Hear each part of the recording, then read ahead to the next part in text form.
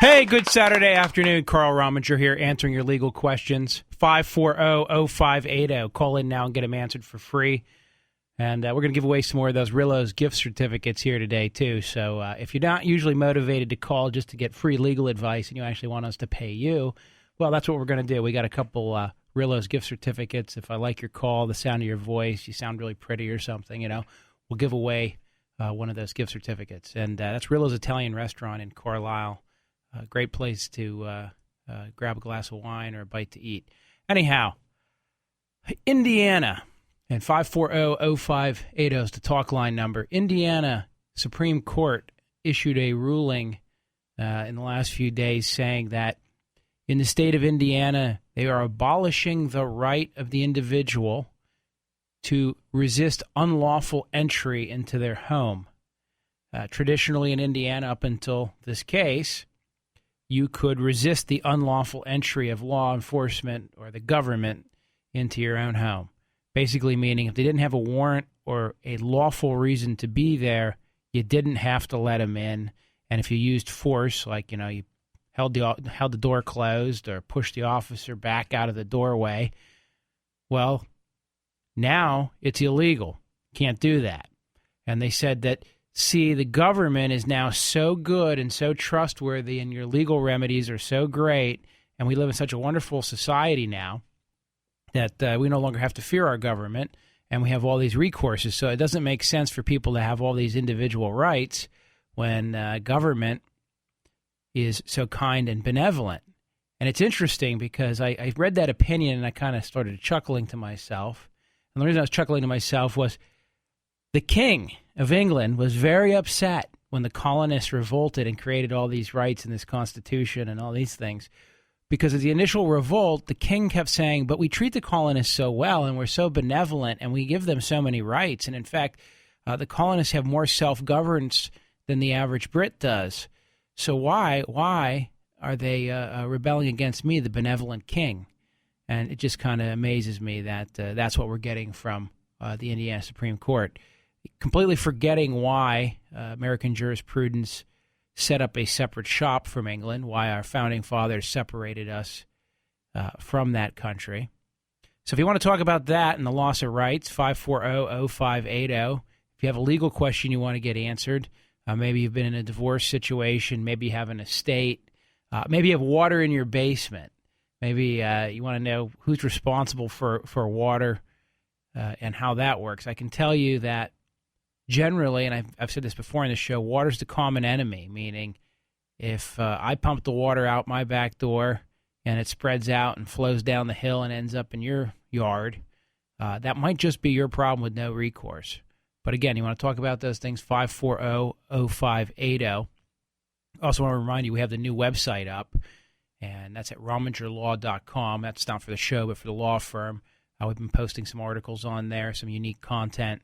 And we have our Facebook fan page up and, of course, my Facebook page. So if you're on Facebook, make sure you friend us and hit like on the Facebook page so that we know who you are. We do have exclusive content, legal advice, and things that we put up. And, of course, if you're a Facebook friend of mine, you can also just message me there with your legal questions. Lots of you do that. And I'm able to give quick answers from time to time. Or if you actually need some legal help, we can do that as well. Talk line number is 540-0580.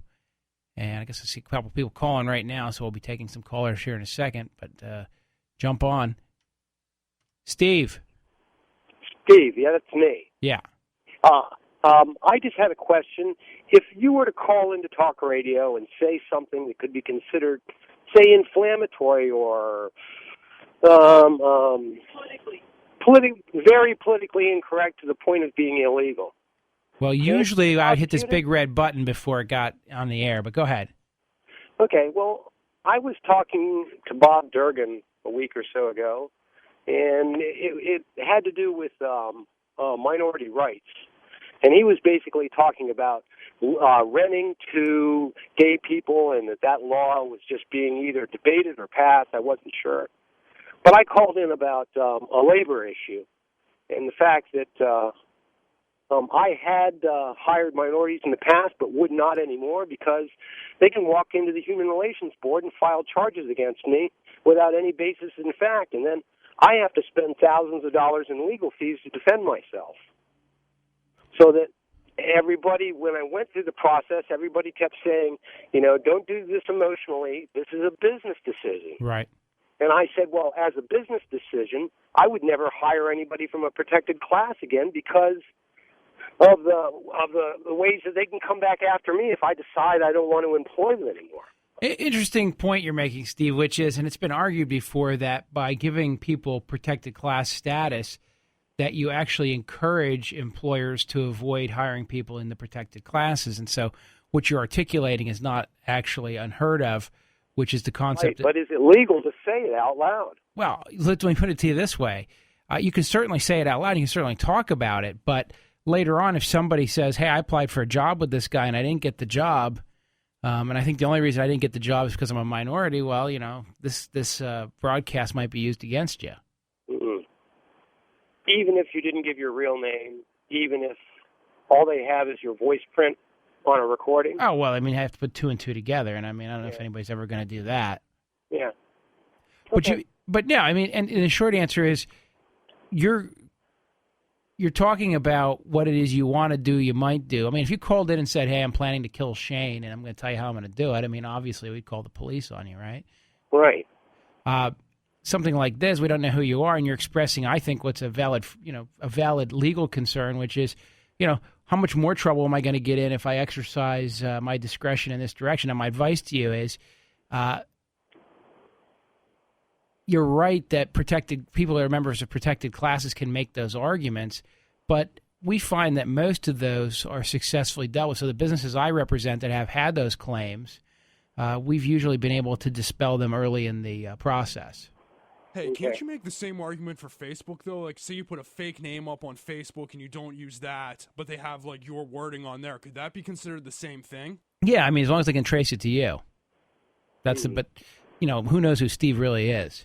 Right. And by the way, Steve, I have a little joke here, which is a lot of times when I say a caller's name, and I say, Steve, you're on the air, there's like a big pause, and it's like, what's the big pause? Well, the big pause is Steve's trying to remember what fake name he gave. What name did he give? All right, brother, I got to go to break. Okay. Thank you. 540-0580. We'll take some more calls after the break. Hey, I'm back. 540-0580, answering your legal questions here live on the air. And, of course, throughout the week, if you need a lawyer, stop by our website, weekendappointment.com. You can post your questions there. You can reach us. You can go to romingerlaw.com to learn more about the lawyers in my office. And, by the way, before I take a few more calls, I want to do a big shout-out for Drew Deo in the office, who got a major Shane. Thank you, Shane. Thank you. Drew got a hung jury. Avoided a 7-year mandatory for his client. I don't know if the government's going to retry it or not. They probably won't, based on the verdict. But nonetheless, it was a good case. He knew it was a tough one going in, and we're very proud of him. And I'm told by some spectators to the event that he did a very nice job, and he was a gentleman, as was the prosecutor at all turns. So that's always good to hear as well. Jeff, you're on the air. Howdy. Howdy. Got a question about what the federal government can do in terms of businesses in Pennsylvania. I heard this from a friend of mine who has a gun store. Okay. And it turns out that the Bureau of Alcohol and Tobacco and Firearms is going into gun stores. They went into his and told them, we're performing an audit of every gun you've ever sold in the entire time they've been in business, and want complete records from day one. This is like a 27-year business. And they're going to computerize them to audit them. So essentially they're putting all these records on computers and essentially going, and this is not the only gun store, and during this period you can't sell or buy any guns. And this is going on where in the area? Central Pennsylvania, York area, Lancaster area. Is it the ATF? What ATF. agency's doing this? Bureau of Alcohol, Tobacco, and Firearms. Tell you what, the answer is I don't know what the license agreement is when you get that federal firearms license, and I don't know enough about the code that surrounds it.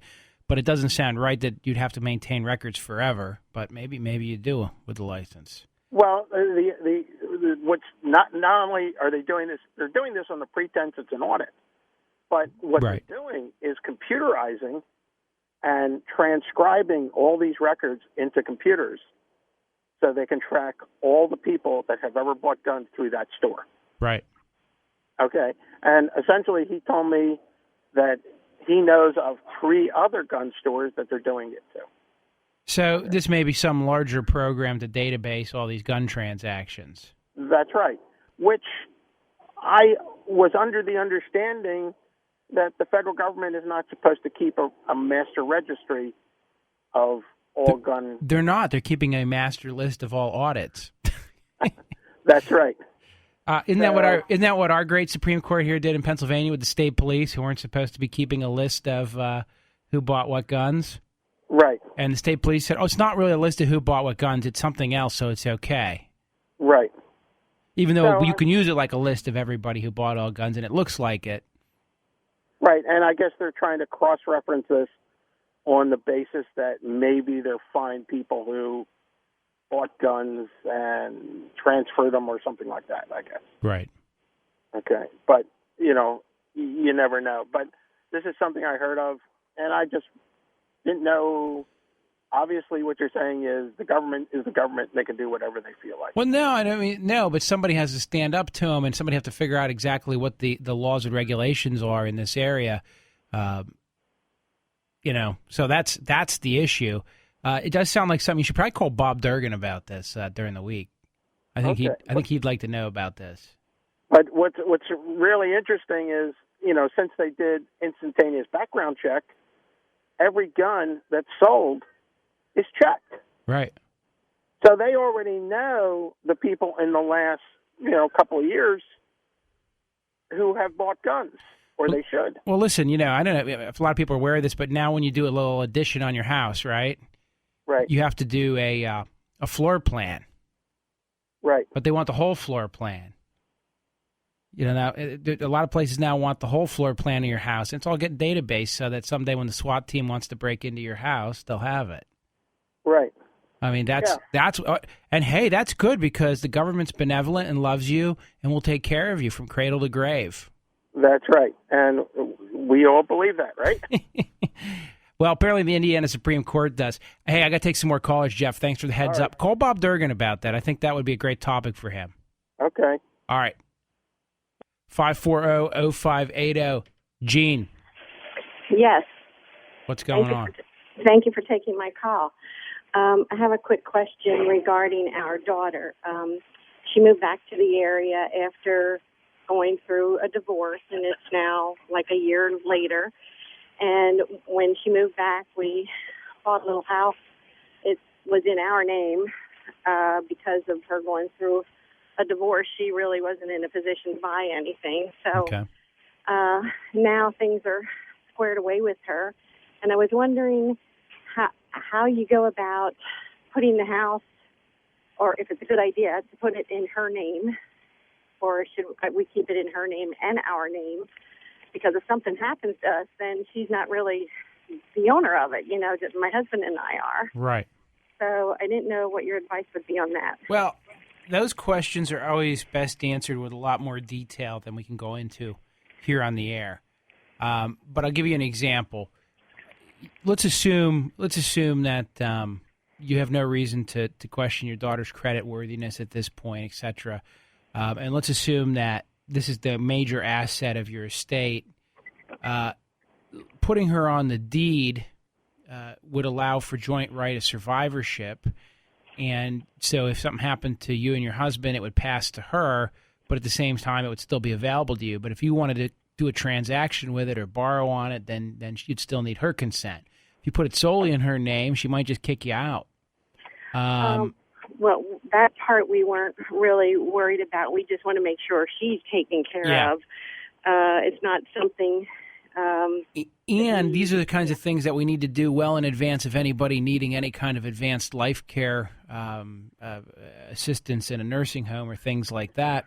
Because the look-back provisions, even if you transfer that deed, and everybody thinks, oh, I'm going to rush and transfer this deed, 2 days before Grandpappy goes into the nursing home. And then what happens is it gets set aside, and we now have, I believe, a 5-year plus look-back period.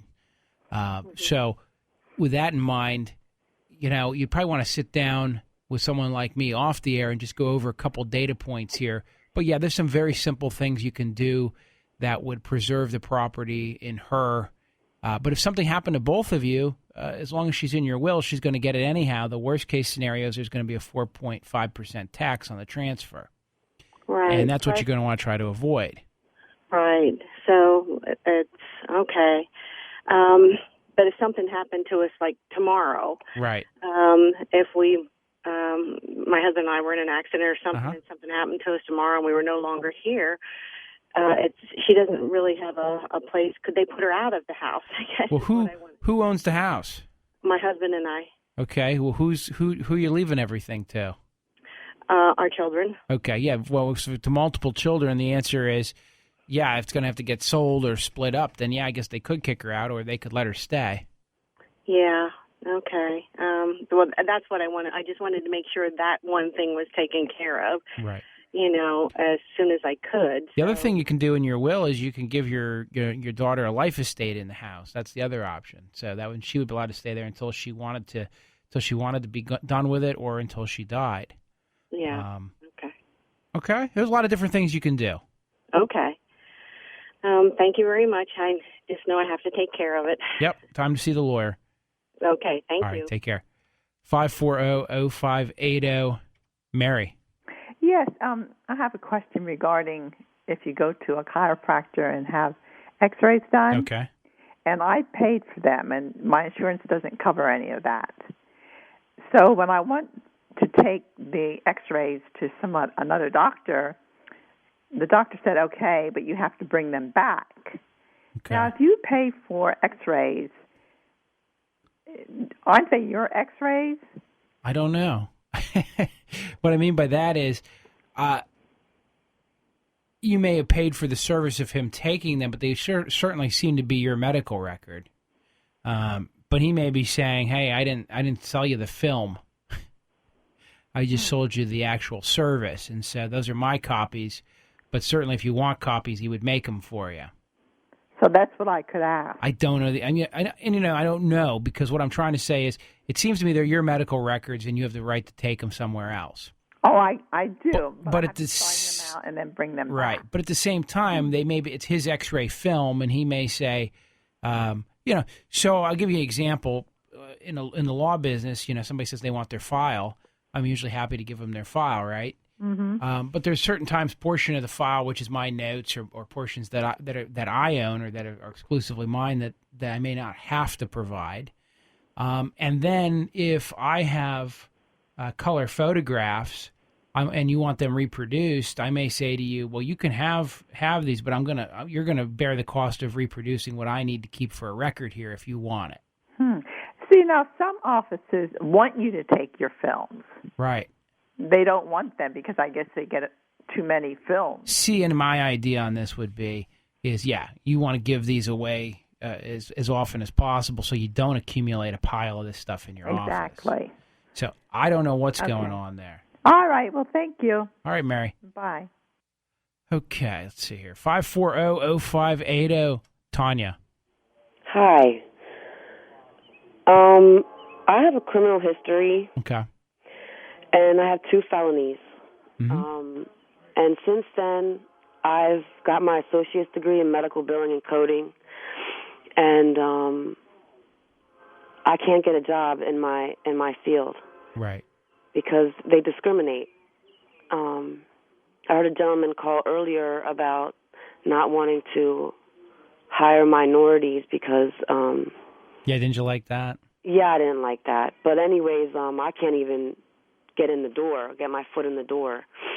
Not even like McDonald's wants to hire someone with a criminal background. And I also can't get into low-income housing. Since then, I've applied for SSD, and I've gotten accepted, and I'm trying to get into low-income housing just to live, and they ask questions about your criminal history. I know that there's something out there called a pardon. Right. And I've called multiple lawyers, and they have never called me back. It's like they question me, the secretaries question me, and then the lawyers never call me back. Well, the best thing you can do to do the pardon is you can just go on the web, and you can go to the state website, to the governor's website, and they actually have the forms you can download to apply for the pardon. Okay. Now, here's the reality. They grant very, very few pardons. You're much more likely to win the lottery than you are to get a pardon in Pennsylvania. Wow. I mean, it's not quite that bad, but it's pretty close. So my advice is go ahead and download that stuff or go look at it, and you'll see what they want and what their requirements are. And it can't hurt to send it in, but I wouldn't be optimistic about it. Okay, thank you. All right? Bye-bye. Hey, take care. 540-0580. I'll see you after the break.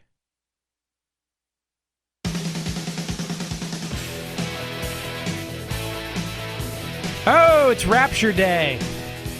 Shane's making preparations, but I already gave him the bad news. It was supposed to start at 6 o'clock p.m.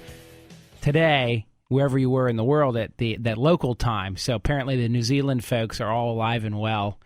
And so there is not going to be a Rapture today. Of course, I could be wrong, right? I mean, I could be wrong. There could be a completely separate one planned or scheduled that I'm unaware of. But if you're cowering in your basement right now listening to this radio broadcast to see if the Martians are here yet or not, you can come out, enjoy the weather, have a picnic, sunny, first kind of sun we've had in a while.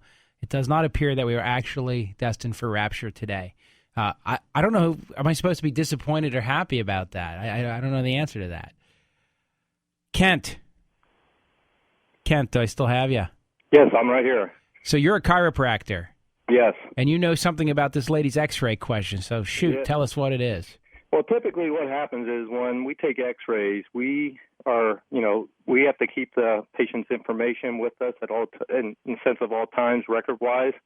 And typically chiropractors don't have a processing capability, or they just don't have it in their office to make copies of the original. So what we typically do is if they need it for another doctor's appointment, we'll have them sign the x-rays out in good hope, good faith that they'll return them. Right. But at least we have some documentation that they were released, but because by law we have to keep their records for so many years after treating them or, after their last visit, right. We have to keep those records. So that's why the doctor requested, that they bring them back. Now, whether or not she does, they're not going to hunt her down unless, something would go to court or down the road. She comes back saying, hey, I need my x-rays. Hopefully that doctor had her sign them out. And then he can just pull that piece of paper and say, I released them to you. You never brought them back. Yeah. So that protects him. But that's why they have to hold on to them. And I assume any type of facility that takes, any type of special studies, whether MRIs or CAT scans or what have you, there they can just download it on a disc. But most chiropractors don't have that technology in their office. Yeah, and I that's the same concern of way I was thinking about it is, as a lawyer, we keep copies of the file. If somebody wants their file, they can have it, but I'm still going to keep a copy of the essential portions of it or even most of it. Right. So that if they come back and complain about my services or my capabilities, I can go, no, wait a minute, here's the letter. Here's what you signed and here's what you said. And you're the one that said there was no pension in the divorce. Right, exactly. And that's, and we just by law have to keep the records. They say 7 years, but then sometimes it could be even longer than that after their last appointment, depending on their age and some other things come into play there. But that's why he requested that she returns them after the other doctor's done with them. Well, Kent, we appreciate it. Do you want to give a shout out for your business and see if... Oh, sure. Sure, it's Abundant Life Family Chiropractic in Palmyra, Pennsylvania. Okay. Well, all right, well, thank you. All right, thank you. Yep, have a good day. There you go, guys. Better Life Chiropractic in Palmyra. Go see Kent if your back hurts or you need some help, because he was kind enough to call in. That's one of the great things about this radio show that I've always loved is when we have a question and there's always somebody out there who has an answer, meaning they're squarely in the profession. And a lot of times what lawyers have to do when we're gathering facts and marshaling facts for a case, we don't really know I did a case a few years back involving a veterinarian and a farrier and a horse's hoof. And we had to have lots of information about the horse's hoof and the coffin bone and where you put the nail and all kinds of things. And it was very interesting, but obviously I couldn't do the case by myself. I had to sit down with a veterinarian and go over the testimony, and I had to talk with a farrier and learn how it all worked. Now, I forgot most of it now, but nonetheless, we a lot of times need people from outside our profession to help us with the factual things. And I hope that lady was listening and got the answer there. Dave, you're on the air. I'm Mr. Rominger. I was going to call in for an appointment anyway, but I wanted to touch base with you. Okay. We have, my father's in a nursing home. Okay. And I was wondering the best way to protect his money and his estate. Well, we can talk about that. Now, if he's already in the nursing home, our options are going to be much more severely limited than if we were, 5 years pre-nursing home. Right. I understand that. So we'll look at things, but most of the transactions and things you could do are going to create some problems, meaning that they're going to have there's going to be some hoop jumping that would have been. So, for instance, if he has a house or a bank account, you can't just transfer it to somebody and hope that nobody can reach it. But there are things you can do. I'd have to look at everything particular, and so it's probably best you see me off the air. Yeah, that'd be great. Then I'll give you a call. All right, Dave. Thank you. Number one thing folks do is they wait too long, and it's not his fault. And the answer is, nobody thinks it's their time, so to speak. And I've maintained that you probably creep up on old, and maybe somebody out there who's really old can answer this for me because I'm not that old yet. But I always think that as your abilities and your body's ability to do things declines, you don't always realize that you're slowly getting in worse and worse condition or worse and worse shape. So, when you're 30, you can't run as fast as when you were 20, but you don't really feel slow. And probably at 50, you don't feel really slow. I'm still pretty fast. And then one day you wake up and gosh, you got to go to the nursing home. Well, you had to pre-plan for that. So you have to sort of look forward in the future and go, my body may fail me someday. Now, when you're 22, we don't think it's such a high percentage chance that it's going to happen in the next 10 years. Could happen. I've had clients who are young who've had health problems or traumatic accidents and personal injury cases that find that they're suddenly in need of long-term care. I mean, obviously, those folks might not have had a chance to plan or even thought that they needed to, and it's such a low probability that the cost of doing it might not be in their best interest. But if you're over 50 and you haven't started to think about your life care plan and how you're going to manage your assets and your estate and your children, you're probably getting behind the curve. And if you're over 70 and you haven't done it, then you need to get in and see a lawyer and an estate planner and get things up and rolling. Okay, who's next here? John.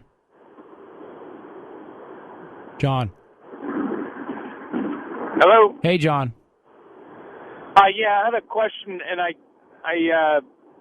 heard the woman talking about criminal history. The question is getting a history removed from record. She had called it something other than what I was told I should pursue, something like expunging a record. Yeah. Is there such a thing? There is, but here's the deal. In Pennsylvania, almost nothing can be expunged if it was a conviction. So you have to get the pardon first. Well, this was driving while intoxicated in 82 in the state of New York. Aha. Now, see, in New York, they may have an expunge. In other words, some states automatically expunge some crimes. Some states allow all crimes or most crimes to be expungible. Pennsylvania allows us to expunge crimes you were pardoned for, acquitted for, which were dismissed, or which are summaries, and you haven't had a problem in more than 5 years subsequent. So, Okay. So she's on the right track here in Pennsylvania, which is if she has a conviction for a felony, she ain't ever getting rid of it unless she gets a pardon. And then worse, I don't know, I probably didn't tell her this, but hopefully she's still listening. A lot of times the pardons contain language that says you can't expunge it, so you'll show that you have no longer have a conviction, but I can still find your criminal record. Okay. So if it's a felony in one state but not in another, and you're applying for a job, how do you answer that properly? Well, we always say it's the state where it happened is where you would call it the felony, because their grading's what controls. But you can always explain that, to the prospective employer that this is only a misdemeanor here. Yeah, that's what I understood as DUI or driving under the influence in Pennsylvania is a misdemeanor, but in New York they treated it as a felony. And I don't know if they have a classification of felony, misdemeanor, or not, but I just know that it was a felony. Right. And so you probably want to go up to New York and see if you can get it expunged. You have to go to that state to do it. If that doesn't work, the second thing to do then would be have someone like me analyze what it was and then write you a letter that says the Pennsylvania equivalent's only a misdemeanor, and at least you could show that to prospective employers. Okay. All right, my friend. Hey, thank you. Thank you. Yeah, those expungements. That's why you don't plead guilty to stuff, and that's why you don't let your kids plead guilty to stuff. Jack. Yeah, how are you doing today? Good, how are you? Oh, pretty good. Hypothetical question at the moment. Jack and Jill are a married couple in a bad marriage. Jack is an only child, and Jack's parents are fairly well off, but getting up in age. Okay. And their untimely, if their unfortunate death comes around before the marriage ends in divorce, does that inherited money and inherited estate become community property? Well, we're not a community property state. We're an equitable distribution state. So we would ask the question here in Pennsylvania, does it become marital property? Okay. And the answer is inheritances generally are not marital property until they are commingled or donated to the marriage. And so if I get an inheritance, or in your case, Jack gets the inheritance, it does not become marital property until he commingles it. So if he builds an addition on the marital home, that money would then become part of the marital estate. But to the extent that he holds those funds separate and doesn't put them in the joint checking account, they never become marital. They do, however, become considerable as non-marital property for purposes of equitable distribution. So when we're deciding how to divide up the marital property, the judge can certainly consider the fact that he already has a substantial inheritance in his hand and give the wife more of the marital property, but can never take away from that inheritance. Okay. Makes All right, sense? that answers. Yep, that makes sense to me. All right, brother. I heard that it was somewhere along those lines. What I had heard was, like property, a home, things like that, vacation homes, unless they are sold and the monies are used together, they stay on one side. Yeah, generally speaking, of course, the question there is whether they're donated or there's an intent to commingle them with the marriage. So, could you imagine the Christmas card, right? Hey, honey, baby, Grandpappy's hunting cabin that I got, I just want to make it clear that I think that it's ours. Okay. You could think, and trust me, the minute you think that sounds funny, I know somebody's going to wander in my office with a piece of paper like that, and you go, wow, somebody actually did write that, one time in a Christmas card in 1958 or something. Oh my gosh. So, but my point is that the question isn't exactly what happens, but it's a question of what the intent is, and obviously selling it and then putting the money in the marital account or somehow dedicating it to the marriage certainly becomes the proof of the intent. I got to go to break or Shane's going to bust a window here. All right, thanks, sir. All right.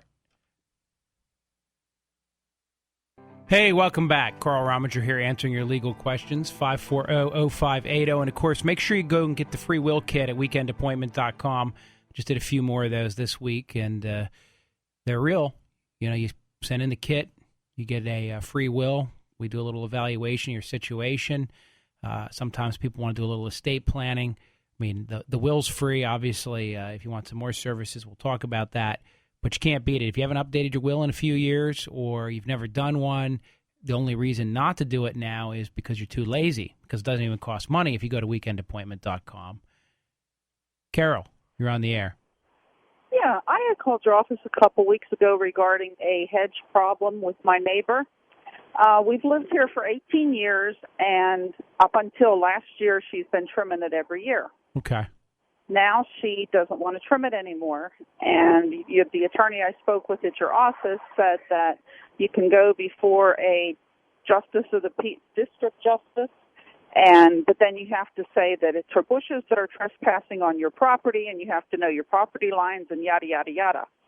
What I'm wondering is, wouldn't that be considered adverse possession? Like she's taken care of them all these years, so... Well, that's an interesting question. You're going to say they're hers now because she took care of them for so long, right? When we first moved in there, she told us when we moved in they were her bushes. Right. And here's the answer. If they're on your property, it might be a form of adverse possession for her to take them over. But the point is, she's the one who would assert that. You can't force adverse possession. Well, wait, let me back up. I've never seen a case where somebody forced adverse possession on somebody else. In other words, the person claiming adverse possession is doing that because they want to take ownership of something. I have not thought that one through before. That's an interesting question. You're saying is, since this guy mowed my lawn for 21 plus years, he now has to mow my lawn forever because it's really his lawn. But I'm not sure a court's going to force land on somebody. They're only going to give it to them when they assert an adverse possession. I'm not sure that the person who land is being taken can assert the adverseness of it. You follow me? But it's on her property.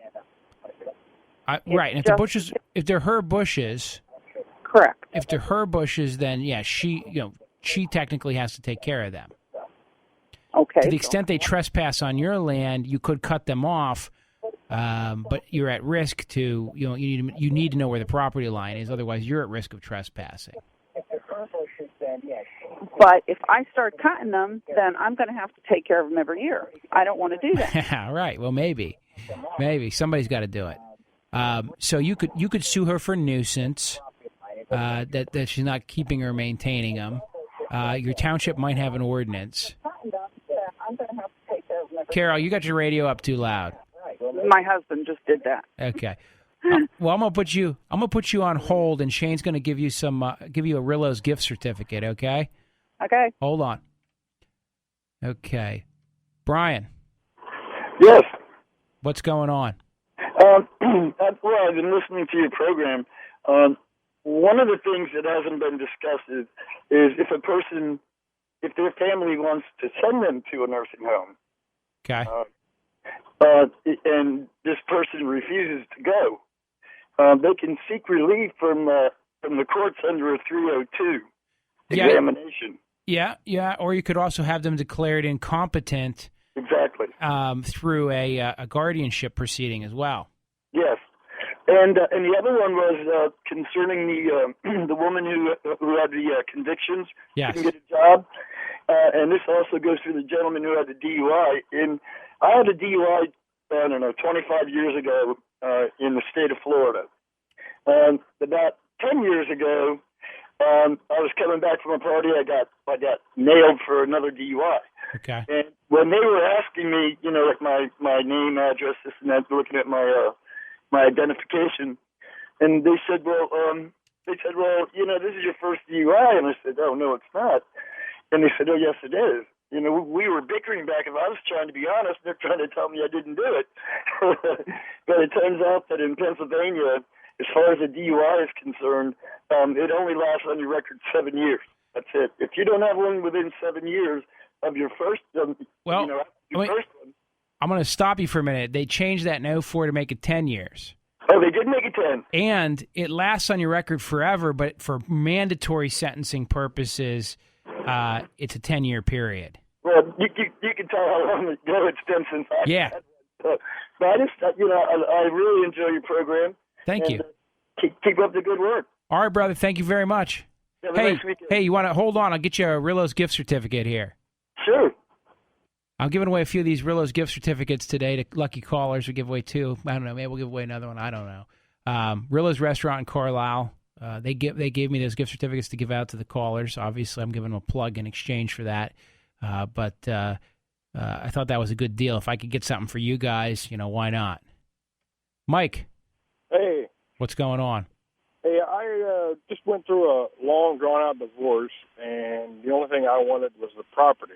Okay. And apparently, in the long, drawn-out process, that got left off the divorce decree. So, I mean, I'm divorced, but there's no property settlement agreement, whatever. And it says, I guess Dauphin County holds all rights to any discrepancies or arguments, I guess, against a property. So what do I have to do to get that finalized and get the property in my name? So you're already divorced. Yes. And there was no marital settlement agreement. Correct. You signed the divorce paperwork, though. Yes. Now, that's your mistake, first. Never sign the marriage, never settle the marriage until you have all the paperwork. Okay. Because theoretically, the divorce court, if you're correct and it's been finalized, has lost its power to handle the matter. Okay. So now you guys are just like regular partners in the land, like two people that just own it. Right. And that's going to be complicated to untangle. How long ago was the decree entered? Last year. Okay. Well, come see me off the air. I got to think this one through and see where we're at. I mean, if the other side's willing to sign something off. Were you represented by counsel during this? Yes. Well, why'd they let this happen? I don't know. Yeah, come talk to me off the air, my friend. All right. All right. Yeah, you can't sign these divorce documents. If you don't have all the property you're supposed to have and you don't have an agreement on how it's all going to happen, and you go ahead and sign these divorce documents, then finalize the divorce. And this happens all the time, folks. I get people wandering in my office, and they're like, yeah, I want to divide up my pension with my ex, and we got divorced 2 years ago, and he said he would give me some of the pension, and what do I do now? And you're like, well, you got that in writing anywhere? Because if you have an agreement and it's done right, it'll preserve the power of the divorce court to chop that pension up. If it's not done right, you may end up in a position where you're going to have to try to reopen the case. You're going to have to try to do a lot of things and probably not be successful. So that's, not the best position to be in. All right, guys, I got to let you go. I'll be back next week. Make sure you go to RomingerLaw.com. Make sure you go to Facebook, look up Rominger & Associates, and like our new page. I also put it on the WHP 580 Facebook page if you're already a friend there. And we've got a new Twitter account out as well. All right, guys, see you next week.